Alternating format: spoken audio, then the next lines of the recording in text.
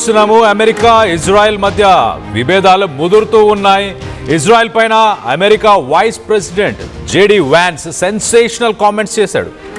Israel ప్రస్తుతం ప్రపంచంలో ఒంటరైపోయింది అంటూ ఆయన మొదలుపెట్టారు. అలాగే అమెరికా ఇస్తున్న దౌత్య అలాగే మరియు సైనిక మద్దతుతో ఆ దేశ నాయకులు వాటిని గుర్తించడం లేదు. ప్రపంచంలో ఇజ్రాయెల్కి సపోర్ట్గా ఉన్నది ట్రంప్ మాత్రమే అంటూ ఆయన వ్యాఖ్యానించారు. సెన్సేషనల్ కామెంట్స్ అని చెప్పాలి.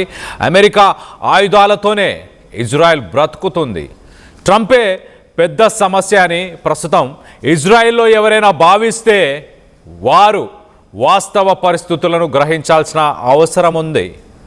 వ్యాన్స్ చేసిన ఈ కామెంట్స్ పైన ప్రస్తుతానికి ఇజ్రాయెల్ అభ్యంతరాన్ని వ్యక్తపరిచింది. ఏప్రిల్ 8న కాల్పుల విరమణ ఒప్పందం తర్వాత ఇజ్రాయెల్ అమెరికా మధ్య విభేదాలు బగ్గుమన్నాయి. ఒక్కసారిగా ఇరాన్పై దాడులను నెతన్యాహు కొనసాగిస్తూనే వచ్చాడు. లెబనాన్పై దాడులను కొనసాగిస్తూనే వచ్చాడు.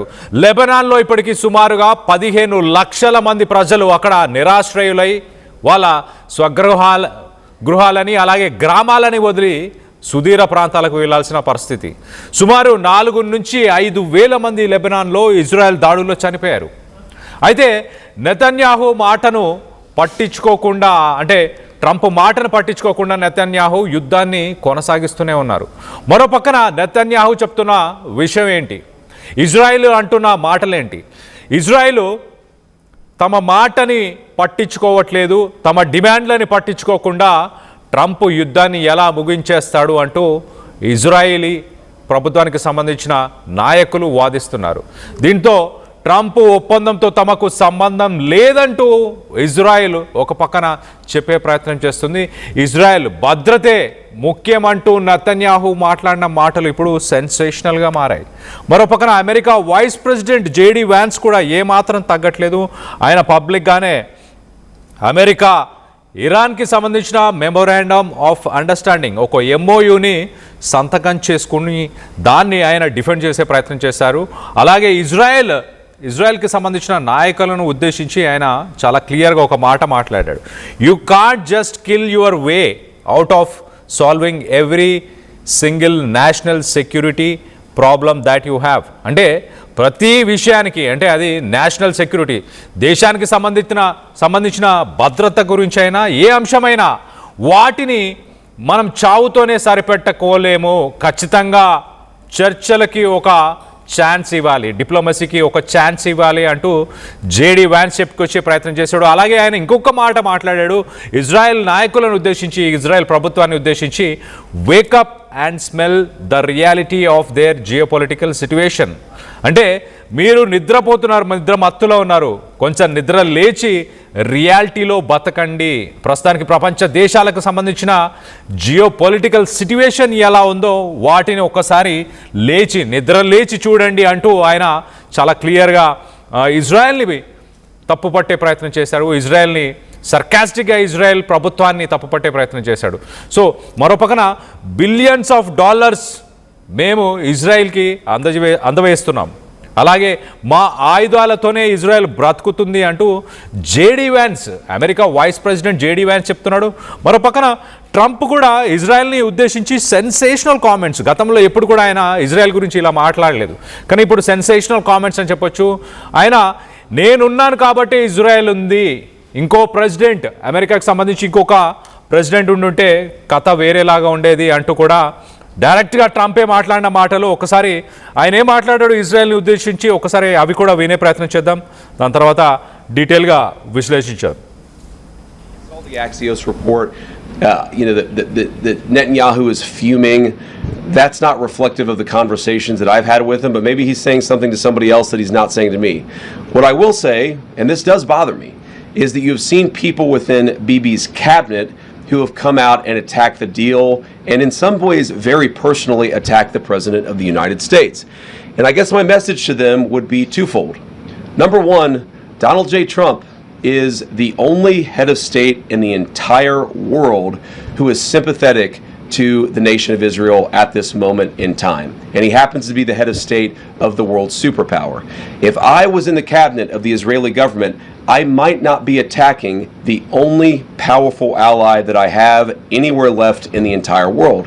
And the second message I would give to some of those cabinet members, Bibi, to his credit, has not gone down this path, but to some of these cabinet members in Israel who are attacking the President of the United States, the other thing that I would say is that over the last 3 months, 2/3 of the defensive weapons that have protected your homeland have been built by American hands and paid for by American tax dollars.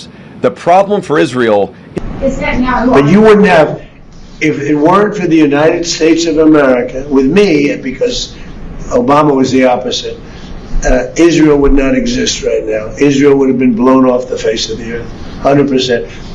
And every smart person in Israel knows that. Okay, Is that now. but you wouldn't have, if it weren't for the United States of America, with me, because Obama was the opposite, Israel would not. America ప్రెసిడెంట్గా నేనున్నాను, Obama ఉండుంటే పరిస్థితులు వేరేలాగా ఉండేవి, ఈ పార్టీకి ఇజ్రాయెల్ని పేల్చి పారేసేవారు అంటూ Trump మాట్లాడారు.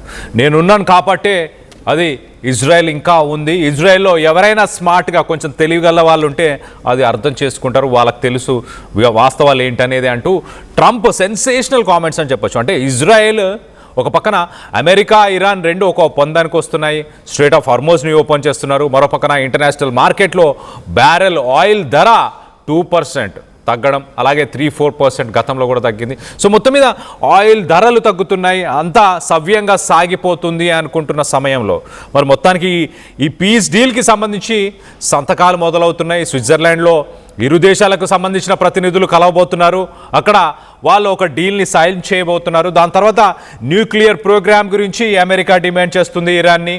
అలాగే ఇరాన్కి సంబంధించిన ఫారెన్ రిజర్వ్స్ ఏవైతే ఇతర దేశాల్లో ఇరాన్కి సంబంధించిన ఫారెన్ రిజర్వ్స్ ఏవైతే బ్లాక్ చేసి ఫ్రీజ్ చేసి ఉన్నాయో వాటన్నిటిని రిలీజ్ చేయాలంటూ కొన్ని బిలియన్స్ ఆఫ్ డాలర్స్, సుమారుగా ఒక $24 బిలియన్ సంబంధించిన డబ్బులు, ఇరాన్కి సంబంధించిన డబ్బులు అని చెప్పొచ్చు, అవి ఫ్రీజ్ చేసి ఉన్నాయి, వాటిని రిలీజ్ చేయాలని ఇరాన్ డిమాండ్ చేస్తుంది.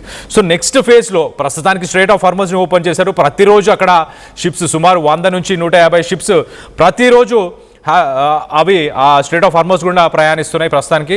సో ఇంకా ముందుకు వెళ్తే ఇరాన్ తమ డబ్బులను ఏవైతే ఫ్రీజ్ చేస్తున్న డబ్బులు ఉన్నాయో $24 బిలియన్ వాటిని రిలీజ్ చేయబోతుంది అన్న సమయంలో దాని తర్వాత నెక్స్ట్ ఇంటర్నేషనల్ అటామిక్ ఎనర్జీ కావచ్చు, న్యూక్లియర్ రిజర్వ్స్ ఏవైతే ఇరాన్లో ఉన్నాయో వాటిని విజిట్ చేయడానికి యాక్సెస్ అమెరికాకి, అలాగే ఇంటర్నేషనల్ అటామిక్ ఎనర్జీకి యాక్సెస్ ఇరాన్ ఇచ్చే అవకాశాలు ఉన్న సమయంలో మొత్తానికైతే ఇజ్రాయెల్ మాత్రం ఈ పీస్ డీల్కి మాకు ఎలాంటి సంబంధం లేదు, మా డిమాండ్లని అమెరికా గుర్తించట్లేదు కాబట్టి మేము ఈ పీస్ డీల్ని అంగీకరించము, లెబనాన్పై దాడులను కొనసాగిస్తాము అంటూ చెప్పుకొచ్చే ప్రయత్నం చేసింది. లెబనాన్పై దాడులను కొనసాగిస్తూనే ఉంది. మనం రైట్ సైడ్ బాక్స్లో చూస్తున్నాం చాలా క్లియర్గా. అవి లెబనాన్ పైన కంటిన్యూస్గా జరుగుతున్న దాడులు. ఈ యుద్ధం వల్ల అమెరికా, ఇజ్రాయెల్, ఇరాన్కి సంబంధించిన యుద్ధం వల్ల ఎవరైనా నష్టపోయారంటే అది లెబనాన్కి సంబంధించిన ప్రజలని చెప్పొచ్చు. అక్కడ సుమారు 15 లక్షల మంది వాళ్ళు నిరాశ్రయులు అయిపోయారు. సుమారు 4-5 వేలకు పైగా అక్కడ వ్యక్తులు చనిపోవడం జరిగింది. సో ఇజ్రాయెల్ మాత్రం ఎట్టి పరిస్థితులలో ఈ డీల్కి మాకు ఎటువంటి సంబంధం లేదంటూ వాళ్ళు మాట్లాడుకొచ్చే ప్రయత్నం చేస్తున్నారు. ఇజ్రాయెల్పై అమెరికా మరి చాలా క్లియర్గా నేను ఉన్నాను కాబట్టే నువ్వు ఉన్నావు అంటూ ట్రంప్ మాట్లాడే ప్రయత్నం చేశాడు. నేనున్నాను కాబట్టే ఇజ్రాయెల్ ఇంకా భూమి మీద ఉంది, లేకపోతే ఎప్పుడో అది దాన్ని పేల్చేసేవాళ్ళు అంటూ కూడా ట్రంప్ మాట్లాడారు. మరోపక్కన America vice president JD Vance కూడా ఇదే మాటని ముందుకు తీసుకెళ్లే ప్రయత్నం చేశారు చాలా క్లియర్గా. అక్కడ ఉన్న ప్రజలు ఒక్కసారి నిద్ర లేచి ప్రపంచంలో ప్రస్తుతానికి నెలకొన్న జియో పొలిటికల్ సిట్యువేషన్ని కొంత చూసి నేర్చుకోవాలి, కొంత చూసి ఆలోచించి మాట్లాడాలి అంటూ JD వ్యాన్స్ మాట్లాడుకొచ్చే ప్రయత్నం చేశాడు. అలాగే మా ఆయుధాలు అలాగే మా డబ్బుతోనే ఇజ్రాయెల్ పోరాడుతుంది, ఇజ్రాయెల్ బతుకుతుంది అంటూ కూడా JD వ్యాన్స్ సెన్సేషనల్ కామెంట్స్ అని చెప్పొచ్చు.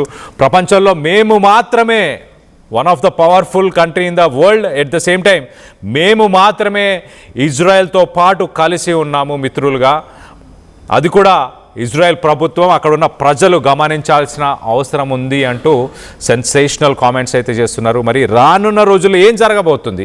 లెబనాన్ పైన ఇజ్రాయెల్ దాడులని ఆపకపోతే ఇరాన్ ప్రతి దాడులకు దిగే అవకాశం ఉంటుంది. మళ్ళీ యుద్ధం మొదటికి వచ్చే అవకాశం ఉంటుంది. ఒక పక్కన అమెరికా శాంతికి సంబంధించిన డీల్ని ముందుకు తీసుకెళ్లే ప్రయత్నం చేస్తుంటే ఇజ్రాయెల్ మాత్రం ఏమాత్రం తగ్గే అవకాశమే లేదు, మేము తగ్గము అంటూ ఇజ్రాయెల్ వాదిస్తుంది. మొత్తం మీద మళ్ళీ యుద్ధం మొదటికి వచ్చే అవకాశం ఉందా? మళ్ళీ ఇజ్రాయెల్ పైన అమెరికా ఎలాంటి చర్యలు చేపట్టే అవకాశం ఉంది? ఇజ్రాయెల్ పైన అమెరికా దాడులు చేసే అవకాశం ఉందా? దీనికి సంబంధించి మీరేమనుకుంటున్నారు? మీ అభిప్రాయాలను కింద కామెంట్ రూపంలో తెలియపరచండి. అలాగే ఒక్కసారి ట్రంప్ ఏం మాట్లాడాడో ఒక్కసారి తన మాటల్లోనే వినే ప్రయత్నం చేద్దాం. ఇజ్రాయెల్ని ఉద్దేశించి, నెతన్యాహును ఉద్దేశించి ఆయన మాటలు ఒక్కసారిగా ప్రపంచ దేశాలను కూడా షాక్ చేశాయని చెప్పొచ్చు. అంతా కలిసే ఉన్నారు. ఇజ్రాయెల్ అంటే ఇటు నెతన్యాహు, ట్రంప్ కలిసి పనిచేస్తున్నారన్న సమయంలో మరి ట్రంప్ మాట్లాడిన మాటలు ఎలా ఉన్నాయో ఒకసారి చూసే ప్రయత్నం చేద్దాం. But you wouldn't have, if it weren't for the United States of America, with me, because Obama was the opposite, Israel would not exist right now. Israel would have been blown off the face of the earth, 100%. And every smart person in Israel knows that. Okay, but you wouldn't have, if it weren't for the United States of America, with me, because Obama was the opposite, Israel would not exist right now.